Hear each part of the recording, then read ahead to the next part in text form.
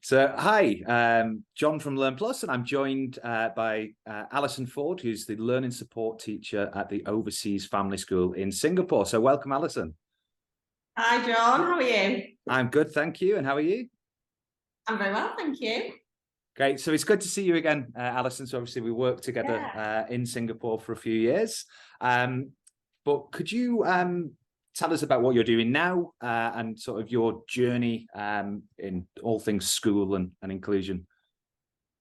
Yeah, sure. So I'm still in Singapore. So this is entering my 10th year, I think, coming into now. So I've been in a few schools in Singapore, international schools in Singapore. This is my third school in Singapore, international. And I've always been in a kind of learning support or counselling role or kind of leadership within that kind of department. From the UK originally, and then coming up to 10 years here. So now at the moment I'm at Overseas Family School, which is a through school. We go from little dots down in early years all the way through to IB. I'm up in high school, so I'm from grade 9 up. And we have here, we're quite an inclusive school. We've got students with different learner profiles. I am focused more on the kind of learning support academic side of things, but as part of the welfare team. So we also have two student welfare advisors, and we work quite closely because obviously there's so many overlaps between the learning and the welfare. So it's nice to be in another great team and working together on that. So lots of things we're developing and moving forward. Yeah, it sounds really exciting, actually. Knowing you were going over there and talking about the department and what the sort of vision was for it. What about outside of schools? What are your passions there? Outside of school, I don't have much time for anything. So I've got a 2-year-old, almost 2-year-old.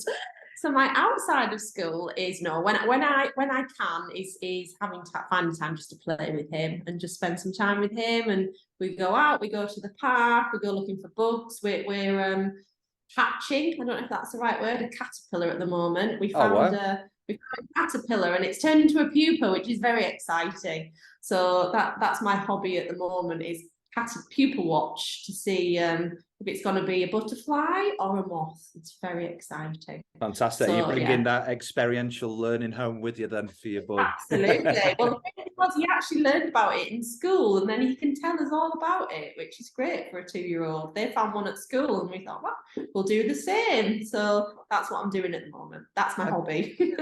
That's really, really left field hobby response, but really interesting. I know, that's what I'm doing.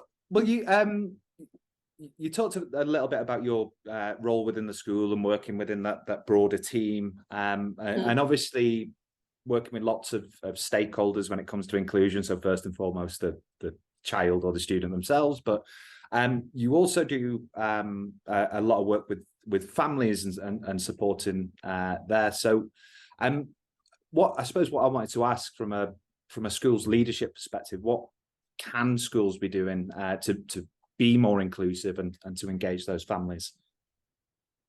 I think one of the, so I've been in similar roles and similar schools for some time now, and I'm a member of lots of different kind of networks like Senya, a Special Education Needs and Inclusion Association, and they're global. So I've really kind of got quite a good understanding of the impact on families and international families when they're trying to, meet the needs of the kids abroad, and not just in Singapore, but anywhere really. So my master's research that I've just finished actually looked at in more depth about what the experience is like for families, and the biggest thing that came up and was mentioned the most often is trying to find the right provider. So to find the right school that is inclusive and affordable, and the therapies and all those things. And in Singapore, I think we're actually quite well resourced. There are some quite good inclusive schools here. We're inclusive, we're developing our provision, we're getting some therapists on board. You've got other schools like Dover Court who are very inclusive, Winstead who are very inclusive. So I think we're actually very well resourced here. But what I do know is that a lot of those inclusive schools have a huge wait list. There just isn't vision there. So one thing that I think every school could and should do is really look at how they can be more inclusive. And yes, it will take some, you know, time and financial investment, but it's doable, it's possible. And, you know, when you think about, you know, these families who are moving abroad, and often the most powerful thing for families is if they've got 3 kids, but they can have all those kids in the same school. Yeah. Even just something as simple as term dates.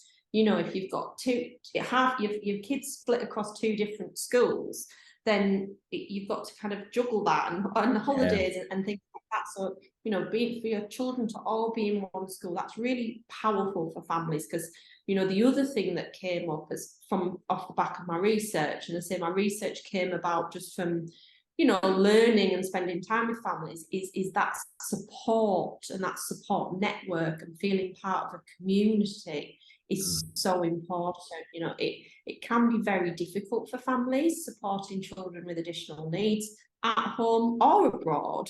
So, you know, really having that community who understands, who they can relate to, who they can reach out to, is really so powerful. So I said that there are a few schools who are doing it really well. You know, Orchard, where we were, a smaller school, but again, very inclusive and you know, really supporting families. So yeah, if there's one thing schools can do is just really look at how they can be more inclusive. And it's not the same for every school, you know, there'll be within that, and what works for one school might not work for another. But yeah, really just trying to, you know, meet the needs of all children, because everybody benefits when it's done well.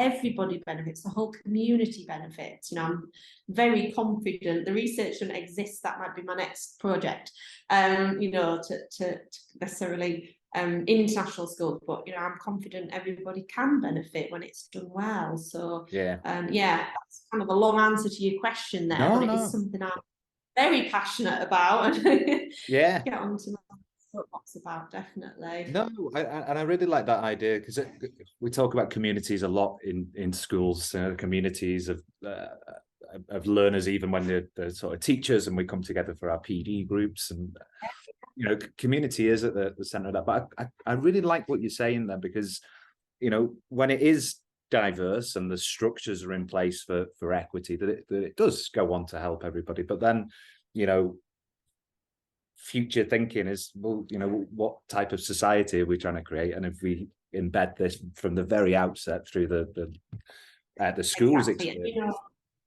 yeah, and you know, you look at all the kind of, you know, the buzzwords now for teaching children about empathy and, you know, all these things. Like, you know, if your child is educated in an inclusive school, that it will develop naturally. Yeah. You know, so it doesn't have to be taught in a way. You know, it will be learning how to interact with people who might communicate differently or be non-verbal, or, you know, and they'll learn those skills about how to interact with it, and it will just be part of growing up.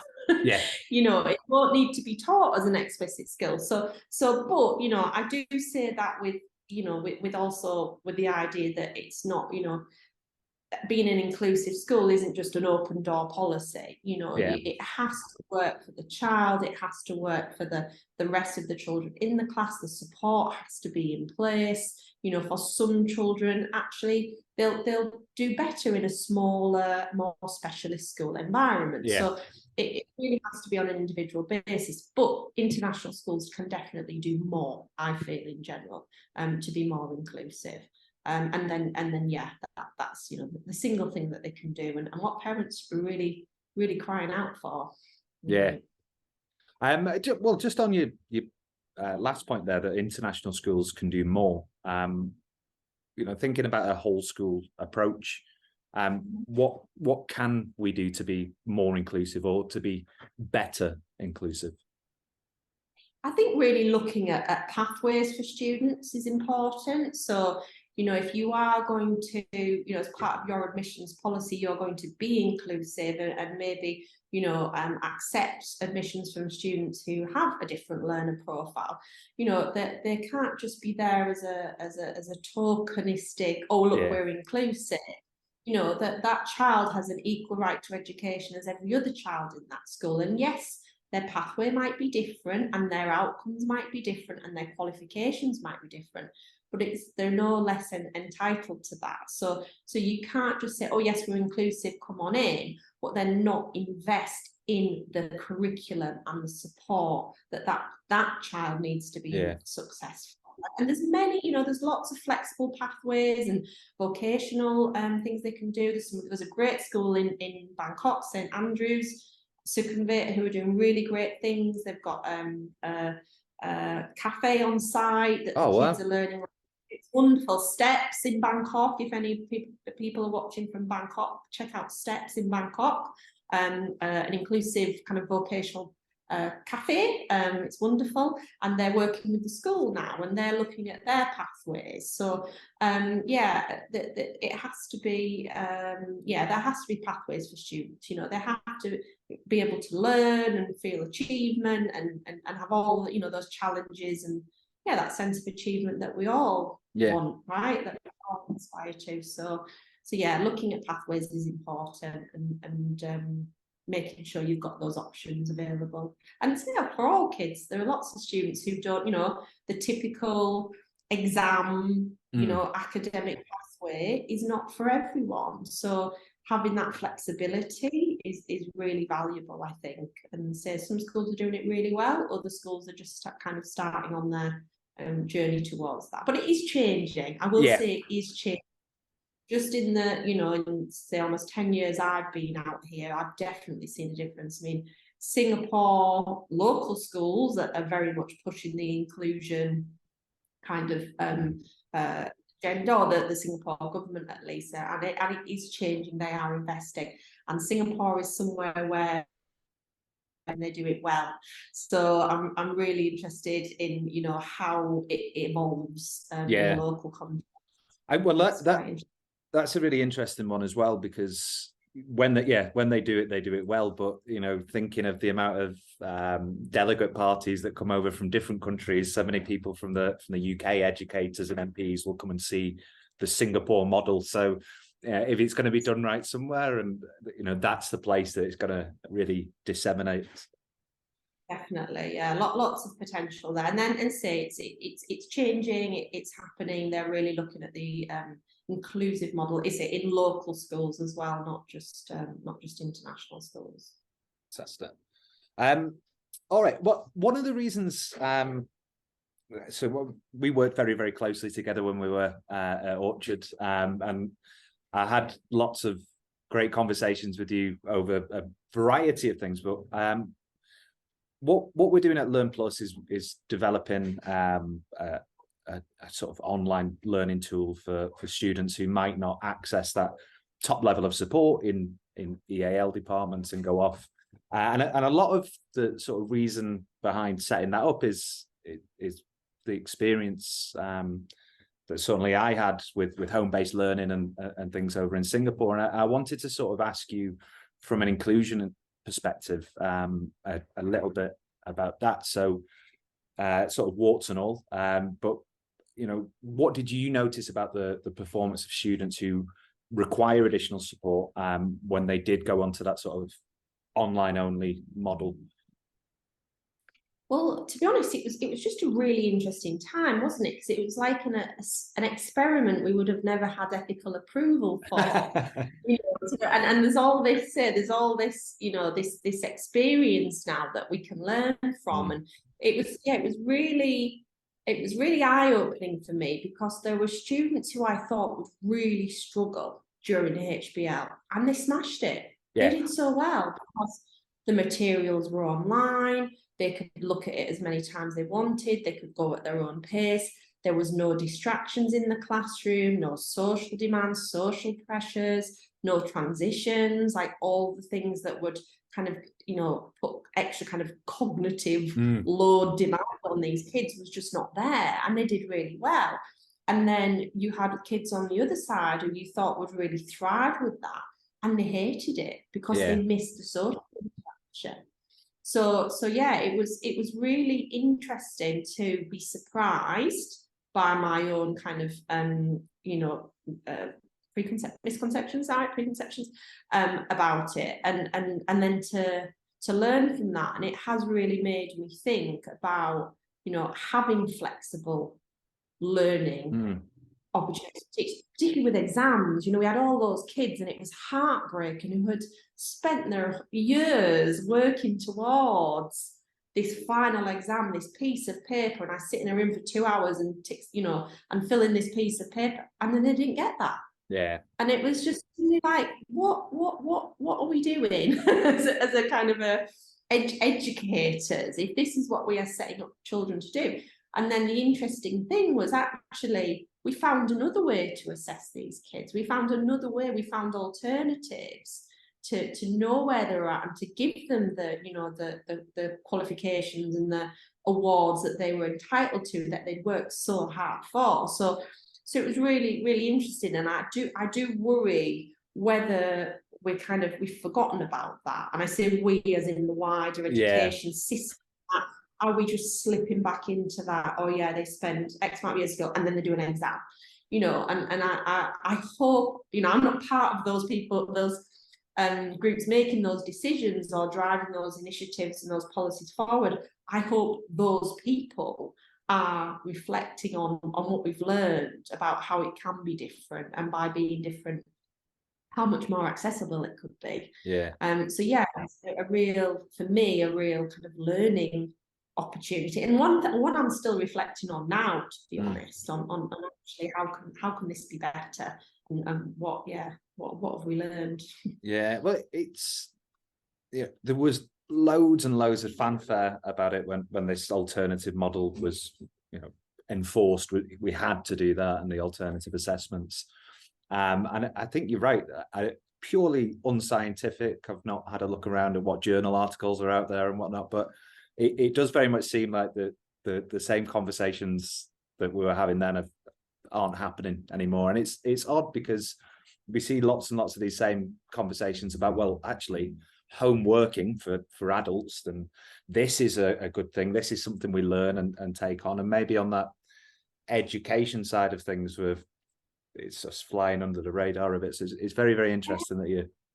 Interesting. We just seem to be reverting. Nothing seems to have changed. And I know change in anything of this kind of like epic change happens slowly, right? And maybe it is changing, and we're just not aware of it yet, because it is trickling down, and and it comes from the universities as well. If the universities are expecting these grades, and it's drip. So I hope that it is, those people making those decisions, I mean, they lived through it as well. So I hope that change is happening. We maybe just haven't seen it yet, and that is evolving, and that for future students, future learners, that there will be more options that are off, through the back of what we've learned through COVID and home-based learning. And there's still some kids in lockdown working from home, aren't there? Globally, there is still, China, they're in and out of lockdown all the time. So, there are still kids who are still experiencing that. We were in Singapore, it was quite efficient, as it always is, and done very well, what we lived through. But there are, other countries that are still experiencing that. So yeah, it'd be interesting to see the more long-term effects. I mean, we're definitely seeing impacts on the social side of things. We've talked about this before, where kids seem to have just got like stuck in that grade developmentally, not had that elder peer influence. So from a social emotional need side of things, we're definitely seeing an impact. From the more kind of assessment and exam side of things, I haven't seen any research on that. Maybe it exists. I'm going to go and have a look now. Yeah, we'll have a dig around afterwards. We'll put it in the comments. Dig around, yes, what you can find. Well, I want to sort of keep on the online track, but I want to think a little bit more closely about like the materials themselves, because I remember, when we were launching, effective home-based learning and how teachers can approach that. One of the things that really resonated with me that you pushed through the school was, those expectations of what materials the student is going to need at the start of the lesson, and a clear roadmap and things like that. And it was a really, really simple tweak that was very, very powerful throughout the school and powerful for our students' learning. But just thinking about that experience more broadly, do you think there are any more lessons learned in terms of how we should approach those online materials, or even materials that aren't accessed, with the teacher in the room in the standard manner? I think just being very mindful of accessibility, and if you're going to have written materials, make sure that the text is not too heavy and they're presented in a way which is visually not overwhelming, that the contrast of the colours and the size of the font and the number of words on a page. And then also make sure that there's maybe options for an audio over that, so it can be also read to the child, and say that multimedia, having videos in there, not just text that they're reading, having teachers describe it, or teachers model it, and again, showing like as you would in a classroom, this is what you're working towards, this is what we want it to look like, so they know what the goal is. So all those things that makes good teaching in a classroom and good accessible resources in a classroom, transferring those to online, I think, is important. Yeah, I like that idea, and it is, isn't it? It's there's so much work in developing pedagogy and things that actually the applications are quite easy, sort of moving across. We're running a little bit out of time, so we have time for one final question, or well, it's a good technique for inclusion. I'm going to give you a sentence stem for you to complete. So reducing the extraneous load for you there, Alison. So just complete this sentence for me. The single most important thing a school can do to be inclusive is to, I think, really celebrate individual differences, and the fact that there is no two people in the world who are alike, and there is a strength in I really believe the strength in our diversity as humans. We are not tapping into that, No.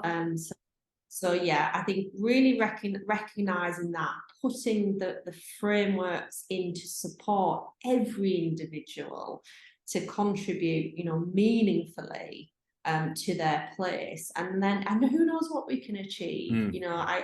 I really do feel like that the current education system in most countries, not all, but most countries, is not accessible and is not capturing human potential. Yeah. I really believe that. So it's a huge thing. I mean, I'm not the person who's going to change the world in that respect, but I do think that, just recognizing we're all different, celebrating that, nurturing that, and just giving everyone an opportunity, really. So that's a long empty sentence. That's definitely more than one sentence. No, but it's a really, really powerful way to end it out, and I really love the word celebrate there. It's not about adapting, it's not about it's about celebrating those differences, and by celebrating those differences we put the structures for success in there. So I think that's a really, really nice way to end, Alison. So thank you very much. Thank you, John. All right, well, it's been lovely to see you again, and we'll speak soon. But really, really appreciate your time and your really, really valuable insights there as well. Always welcome. Cheers, John. All right, take care, Alison. Thanks. Bye.